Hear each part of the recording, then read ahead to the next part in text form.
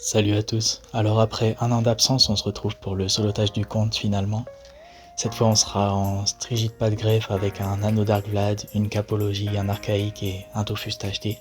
Alors le but au début du combat ça va être d'essayer de tomber le cycloïde le plus rapidement possible. Et aussi il faut qu'on fasse assez attention à essayer de rester entre 75% et 89% de Vitamax pour avoir notre pied à droite pour qu'on puisse bien le taper.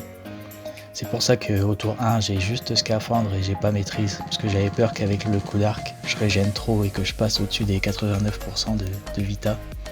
Au final, ça s'est bien passé. Là, au tour 3, il reste pas beaucoup de vie, on va pouvoir mettre une flamiche et prendre un peu de distance avec le compte en mettant une tactique pour l'éloigner.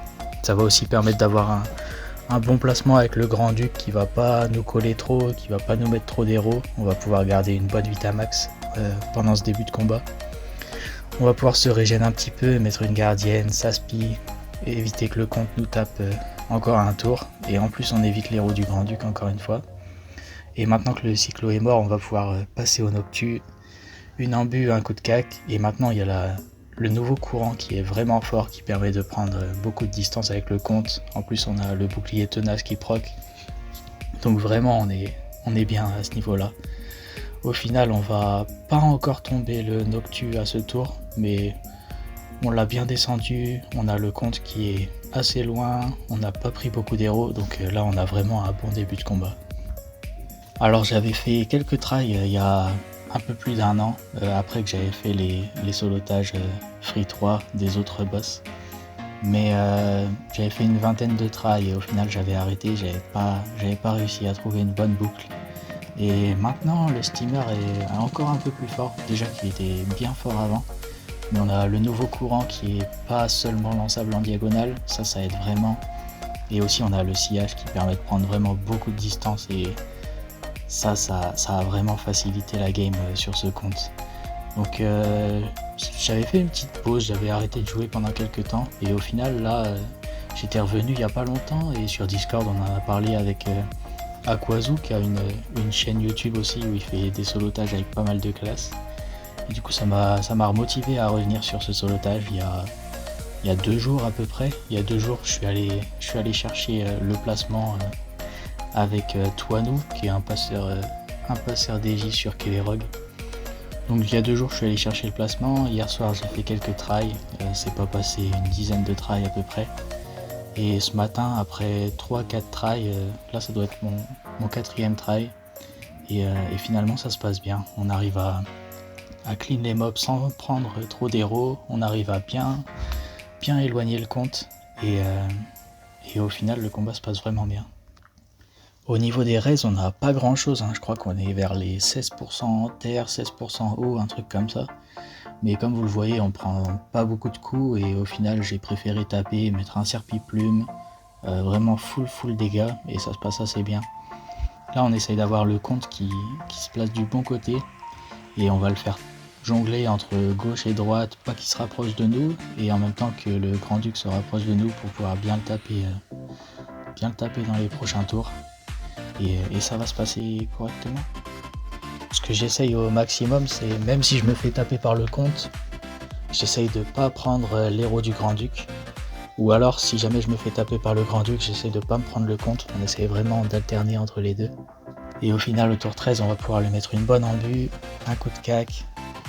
Et on va pouvoir retourner se cacher derrière qui ne tape pas. Et normalement on va pouvoir le finir au prochain tour. Alors le compte nous tape assez, mais comme on voit il fait des allers-retours gauche-droite et on va pouvoir maîtriser ça avec des tourelles et prendre le temps de se régénérer.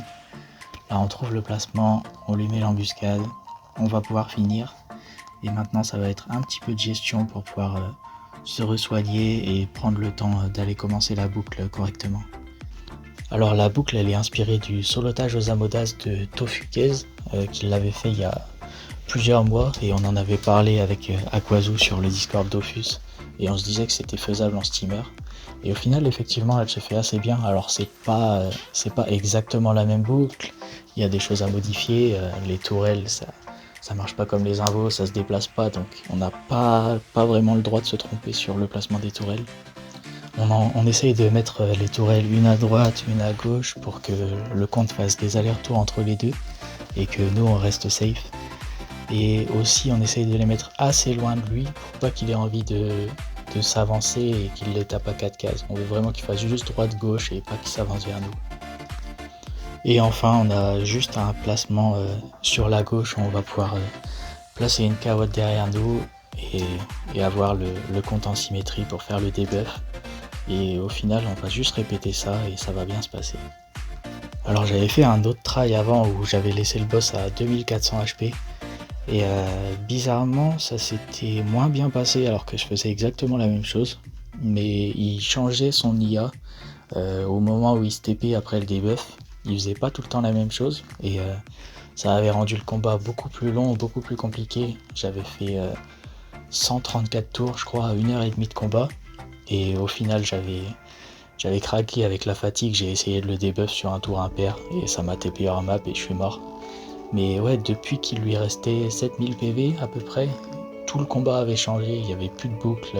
Chaque tour il fallait réfléchir comment s'éloigner, comment essayer de debuff plus tard. Et ça a rendu le combat vraiment compliqué. Alors que cette fois-là, ce matin, le try a été beaucoup plus simple au final. La boucle, on a pu la faire du début à la fin sans qu'il y ait de changement.